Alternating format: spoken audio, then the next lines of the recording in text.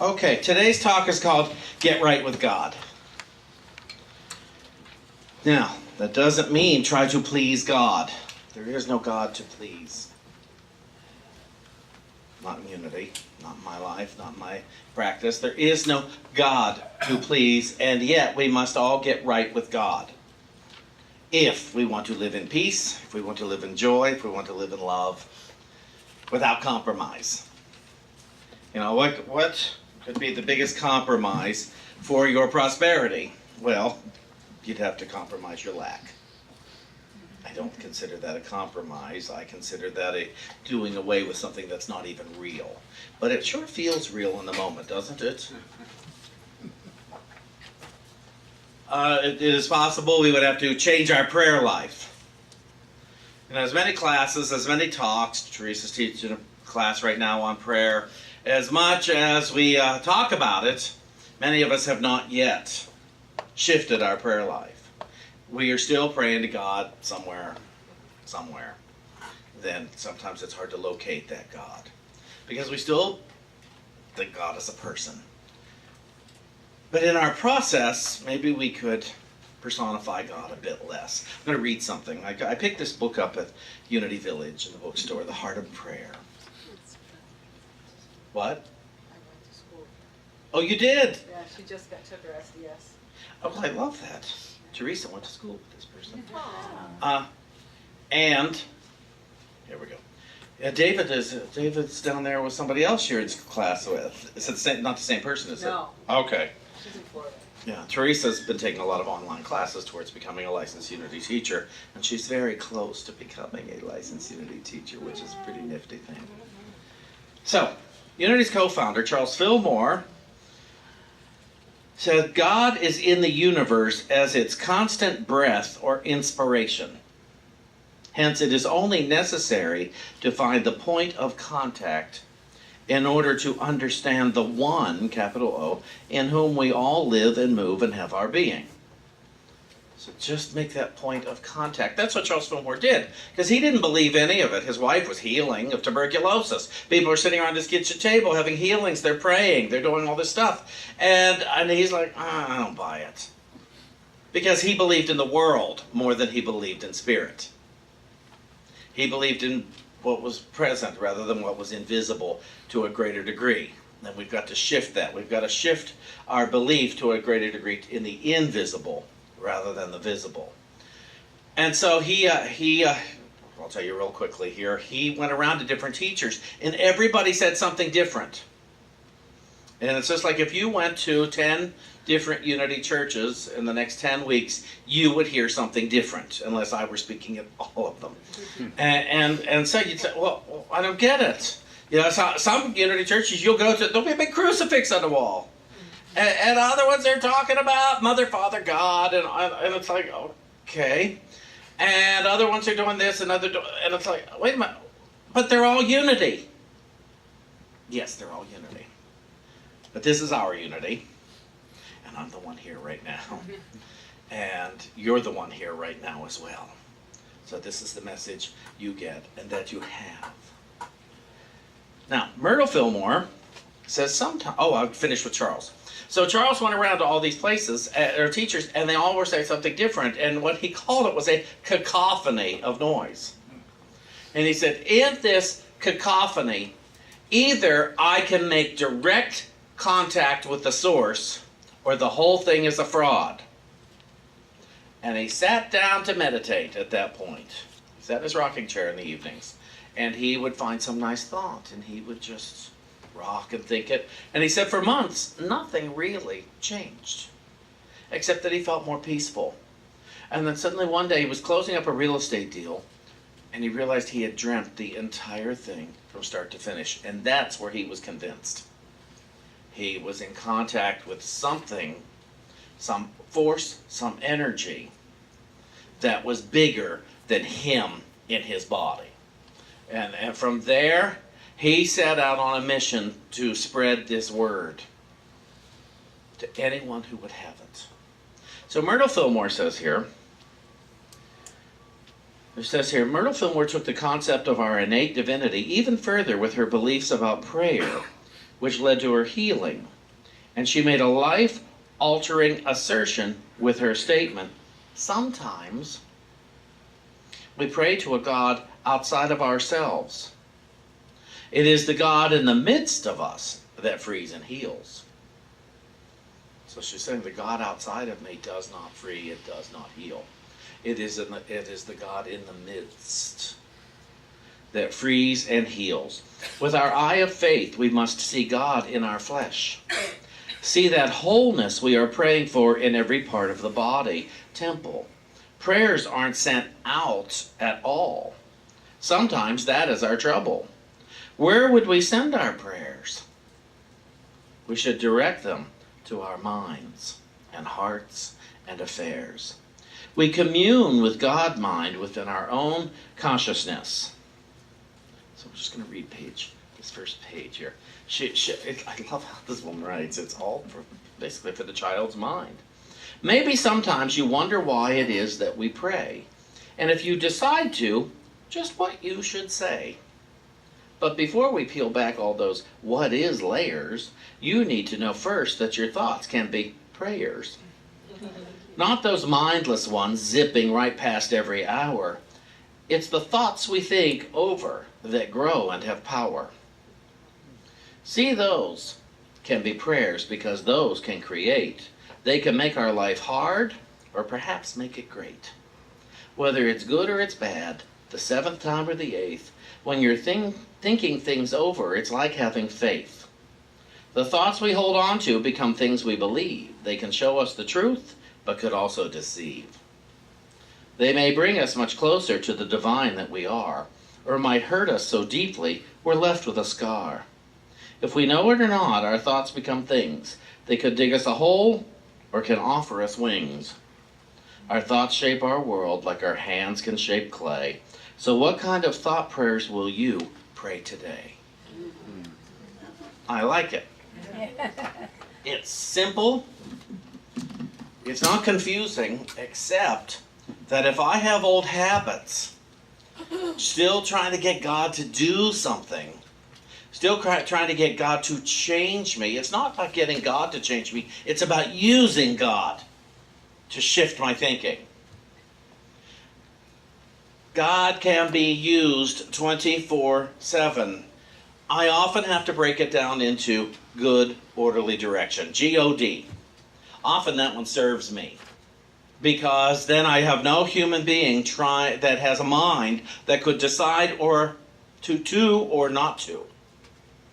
And so early on in my healing, when I said good, orderly direction, I heard somebody else say, one foot in front of the other is good, orderly direction. Wake up. Give thanks. Go brush your teeth. Call somebody, read literature, read a book, whatever, eat. Do the next thing that ought to be done by you. Because if you lay in bed thinking of all that has to be done by you today, it's too overwhelming. And it's self-reliance. That is based on self-reliance. That's not based on good, orderly direction. I have to get this done, I have to do this, and I have to do this, and I have to cure cancer, and I have to make $1 million, and I have to do this, and I better cure AIDS too while I'm at it. I better make sure my children are all okay. That they're not uncomfortable or unhappy in the least. Anybody succeeded in that yet? You parents here. Have any of you succeeded in preventing your children from being unhappy or uncomfortable? Not even close. But it doesn't stop some of us from trying, does it? I can't even keep my cats from being uncomfortable. And so, I can't keep a congregation from being unhappy or uncomfortable. I can just offer new ways. You can offer that to your children, but are you offering it first to yourself? Are you offering yourself everything that your spirituality has to offer, or are you still holding out? And that's where I say, get right with God.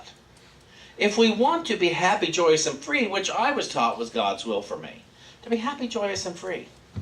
It didn't say life wouldn't happen. In fact, somebody told me very definitely life would happen. What he told me in a diner late at night one night was, Shawn, if you practice these principles and you don't ingest anything that's harmful to you, life is going to happen, but you will never again have to hurt yourself. People you love will live, and people you love will die. But you will never again have to hurt yourself because you're uncomfortable. There is a power and a presence within you that knows exactly what to do. Or at least exactly what for you to do. And it is a power and presence that is not separate from you or from me. It is in the midst of us. And when I listen, I am guided. And somebody yesterday, I was with a group, and she was saying, Shawn, you say that God is everywhere present, and we read that, and I don't understand. Then how can people be killed?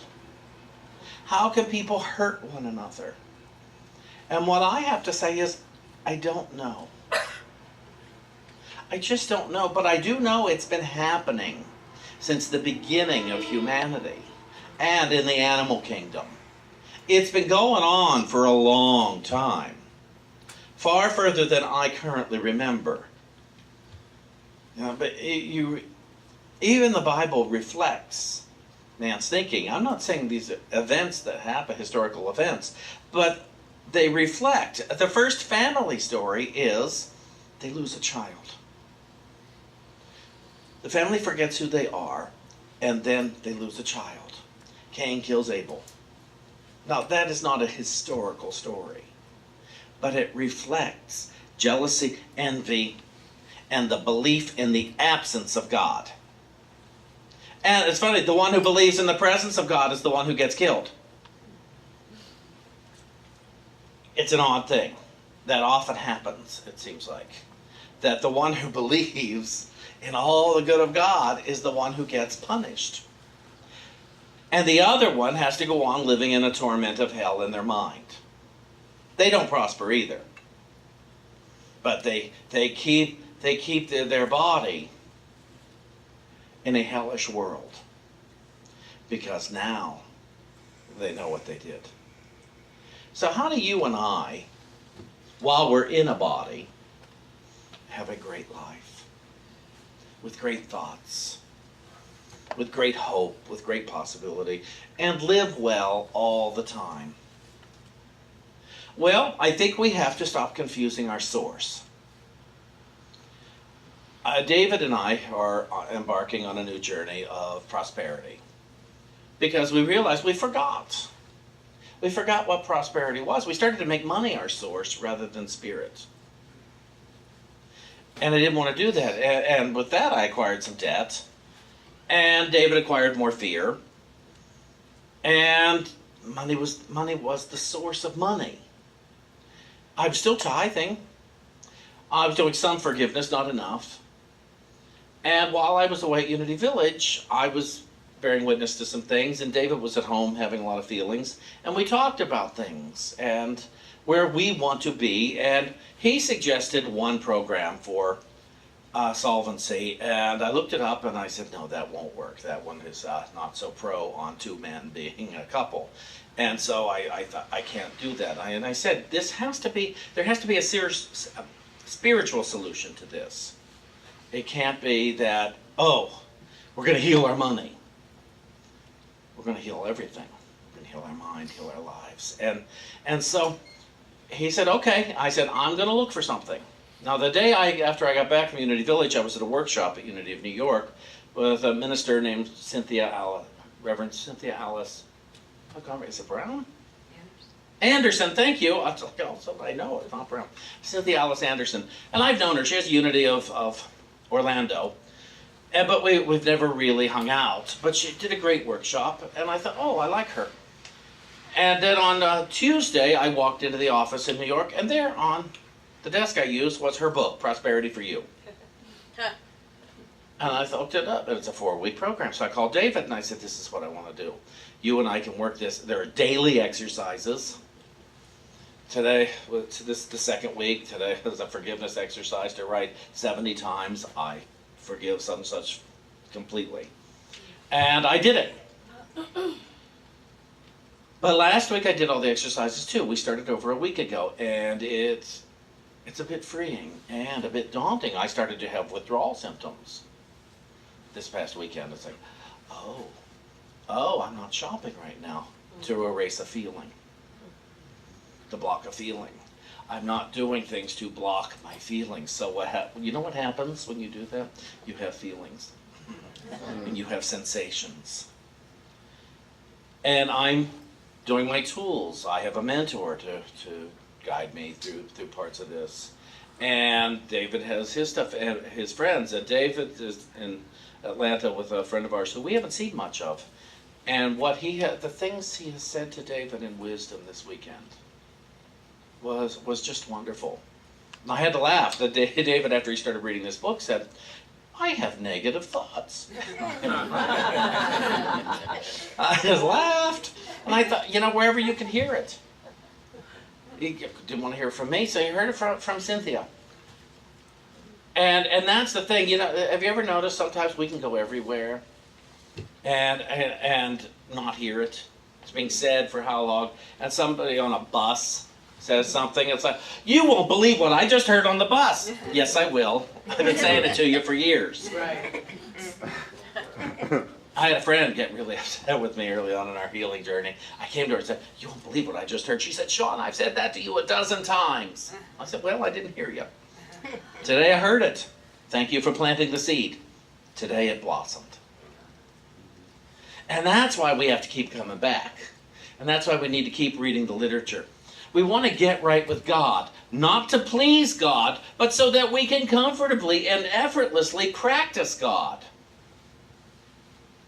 To practice good, orderly direction. We are promised a whole kingdom.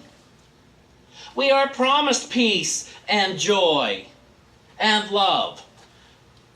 What do you think is the main thing that blocks it? Anybody? Fear. What? No. Kind of. There's another word I'm looking for. No. Ego. Resistance. Yeah. It's our resistance to it. I resist growing and shifting. 2 weeks ago, I was resisting because I thought, well, I'll never be able to buy anything again. But once you plan, there's plenty of room to buy stuff, just not unconsciously. And that's a big difference. Once you plan, it's like, oh, yes, there's still money for lunch, and there's still money for dinner, and there's still, once you plan. Now, there's not, I love what Cynthia says in this, you can't still spend unconsciously and expect to prosper. But you can spend consciously and expect to prosper. And so, money is not the object of our life today. But these exercises and looking at them, say, oh, I want to experience me letting go of limitation. I want to experience me not giving in to fear. I want to experience me saying yes to love. Yes to boundaries. Yes to yes. I want to experience me saying yes to yes. A lot of us will say we believe we are loved by God. Now the truth is we can't not be loved by God. God is love itself. So it will never be possible for any human being, any being at all, to not be loved by God. Whoosh, what a relief. So we don't have to condemn anybody else to hell in our thoughts, nor do we have to condemn ourselves to a hell that doesn't exist ever again. We are not required to be guilty. What is asked of us is to wake up and notice where we are loved and how we are loved. And it's shocking that when you wake up and realize, oh, there's love here, there's love here, there's love in this traffic jam. There's love in this long line at the store. There have been many a times I've said no to a long line and I leave. There's been many a times I've been in a traffic jam that diverted me to over here, where rather than going over there to become unconscious. There have been many a long, loving conversation I've had that took up my day, that took up time that I thought I was going to use for something really valuable. And it turns out right here, this conversation is the most loving thing I could have. Get right with God. If you know you are loved, then live like it. If you claim that I am loved, then really live like it. Some of you I've seen do it, and it's really impressive. Some others of you I have seen resist. And in the resistance, there's the results. There's some of us who still think we should be guilty for our past because somebody else told us we should be guilty for our past. This afternoon, I'm going to a meeting in New York today. It's their annual membership meeting, and for Unity of New York. And what I'm speaking on are their 10 core values. And it's a funny thing. One of the core values I think is missing from there is about triangulation. And it's something we all could practice, or avoid practicing. We could eliminate. And if you don't know what triangulation is, it's when you and I get together to talk about her. Not that we do that. It's only to say how nicely you dress. But the thing is, if we only get together to talk about how nice Deb dresses, nobody ever tells Deb we think you dress nicely. Yeah, I think we're going to see that. And triangulation can take a group down so fast. And I've witnessed it in the city, and so that's why I want to talk to them about it today, the membership. We do it with the best of intentions, but what we're declaring is an absence of love. When we talk about being poor, we're declaring an absence of love. When we complain about our body, we're declaring an absence of love. But when we complain about the weather, the streets, the sky, we're declaring an absence of love. Now that cannot be getting right with God. I get it, we have sensations and we have feelings. It's like, oh, I've got to walk out in the rain. But that's not bad. There's no absence of love in that. There's rain, and I will get wet. And I have preferences. And we're not supposed to not have preferences. We count our money, and often we declare an absence of love, rather than, I have this amount and I wish I had this amount. The best way to get from this amount to this amount is to give thanks for this amount, to become grateful for this amount. You know, what are the thoughts and what are the actions necessary to become grateful for this amount? You go within and you ask, Spirit, what are the thoughts and actions I need to be taking in order to develop confidence in my money? What do I need to start thinking about my body rather than complain, oh, I weigh so much, oh, it's this is bad, this is this. What do I need? How do I begin to become grateful for my body just as it is, while having a preference? Now, as I said, I don't fat shame, but it is hard on the knees. My excess weight. And it is excess weight because I often eat to go unconscious. I often eat to avoid a feeling, and then I end up creating a different feeling that I didn't want in the first place. I do things like that. I'm not guilty. I'm not bad. It's just a pattern I've gotten into. Well, habits have dissolved in me before. When I'm ready, I know this will dissolve because I'm willing, but it won't happen through guilt. It won't happen through shame. I'm never going to get rid of anything through shame. I have seen some people call themselves the most awful names on Facebook thinking that would inspire them to get on the diet. Well, all it does is inspire them to hate themselves. And even if they do drop the weight, they'll be hateful, thin people. Self-loathing, thin people. Well, that doesn't work. So how do I get right with God? Start my day with correct prayer. Correct prayer by going within and saying, thank you. I am grateful for today. You don't have to know what that means, but I suggest you start it. You say, well, who am I saying thank you to? Perhaps yourself. Perhaps to the entire universe. Perhaps to the invisible presence that lives in and through you. Thank you. That's how we can start. And then ask, what is the most loving thing I could do for myself right now? And then you do that. Now, what is the most loving thing I could do for the universe right now? Well, there's few loving things you could do better than to choose for joy. To be a happy person. To be a confident person. To be assured in your faith that you are loved with an everlasting love, and you could not be loved, no matter what has taken place.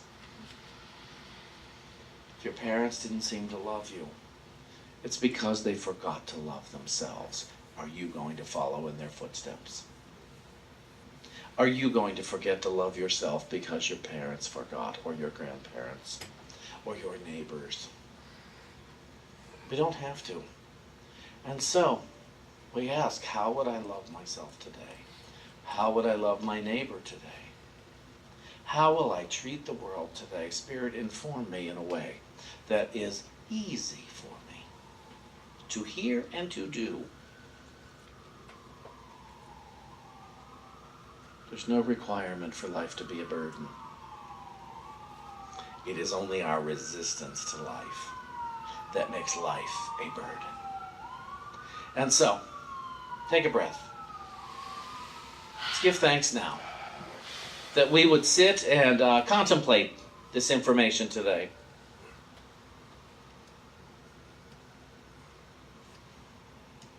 Let us assure ourselves that wisdom is here and present now, and it speaks to me and through me in love,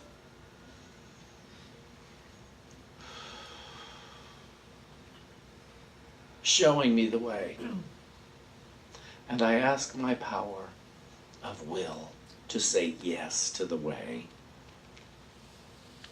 And I ask understanding to clear the way. And I give thanks for my imagination to see all the many ways for the way. I give thanks that I am promised the kingdom.